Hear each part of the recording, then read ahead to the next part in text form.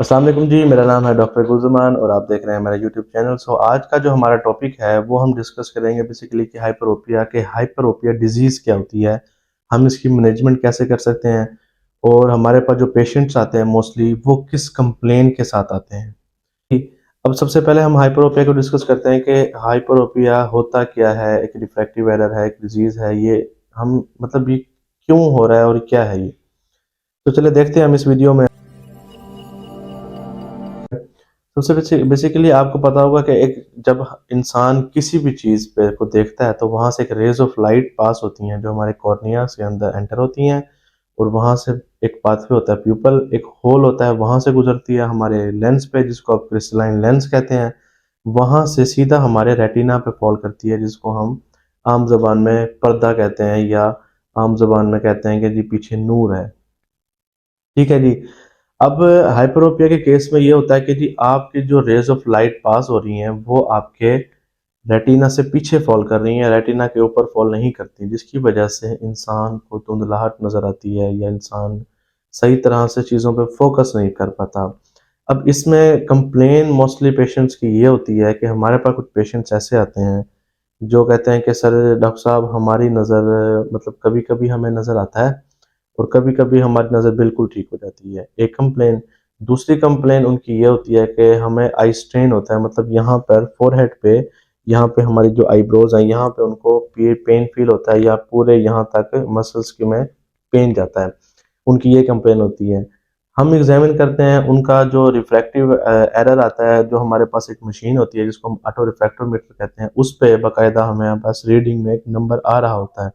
लेकिन जैसे ही हम पेशेंट की वीएन को चेक करते हैं तो उसमें क्या होता है जी, उनकी वीएन बिल्कुल ठीक होती है, मतलब 6 जो उनकी स्टैंडर्ड वीएन है एक आम आदमी की, उनकी वीएन बिल्कुल 6 होती है।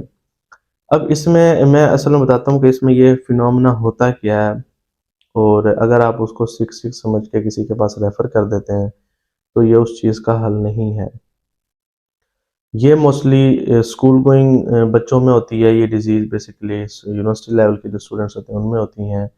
अब इसमें होता ये है कि जब आपके पास एक बच्चा आके आप उसको एक चार्ट पढ़वा रहे होते हैं, तो वो अपनी आँख का ज़ोर लगाता है, जिसको हम कहते हैं कन्वर्जेंस। कन्वर्जेंस जब एक्सर्ट हो जाती है, तो वो उस चार्ट को ज़ोर लगा के बिल्कुल ठीक पढ़ लेता है और हमें ऐसा फ़ील होता है कि उसकी नज़र तो बिल्कुल ठीक है, एक्यूरेट है, ये जो हेडेक या आई स्ट्रेन या मसल वीकनेस की वजह से ये कंप्लेन हो सकती है। लेकिन इसकी मैनेजमेंट का सबसे बेहतरीन तरीका ये है कि अगर आपके पास बच्चा आ रहा है, आपके पास कोई ऐसा पेशेंट आ रहा है जिसकी एज 18, 19 साल, 20 साल, इवन के 25 से 30 साल तक भी अगर आपके पास पेशेंट आ रहा है, हमने बहुत सारे ऐसे पेशेंट देखे हैं कि हम उनका एक ट्रायल फ्रेम के ज़रिए, मतलब एक लेंस लगाकर हाइपरोपिया के केस में अगर उनकी रिफ्रैक्शन करते हैं, तो वो कुछ अरसे बाद, महीने, 2 महीने, 3 महीने बाद दोबारा हमारे पास वापस आ जाते हैं कि सर अब हमारी आँख का नंबर चेंज हो गया, काइंडली अब एक दफ़ा आप दोबारा चेक कर लें।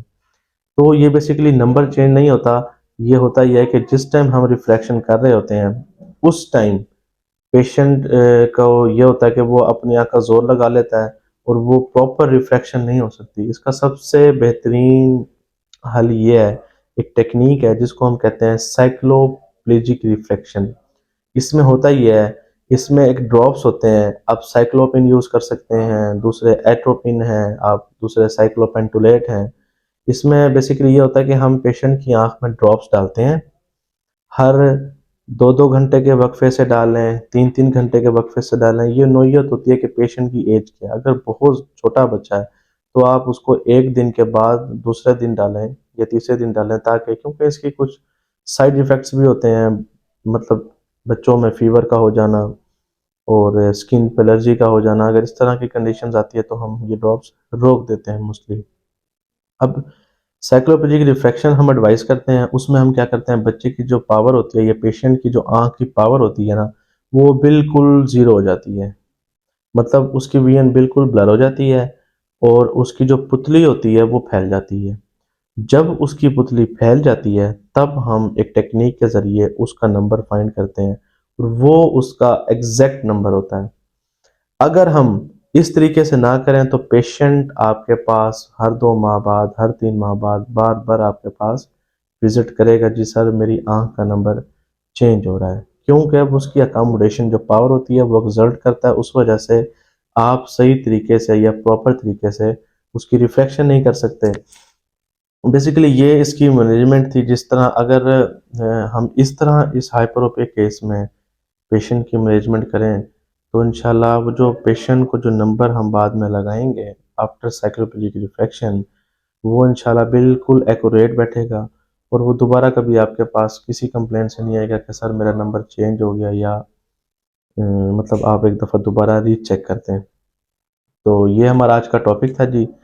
इंशाल्लाह आप कमेंट्स में हमें बताएं, अगर आपने मज़ीद किसी टॉपिक में वीडियो बनवानी है या उसके अबाउट नॉलेज चाहते हैं, तो आप हमें कमेंट सेक्शन में बताएंगे। इंशाल्लाह हम उस पे वीडियो बनाएंगे और आपके साथ शेयर करेंगे जी। अल्लाह हाफिज़।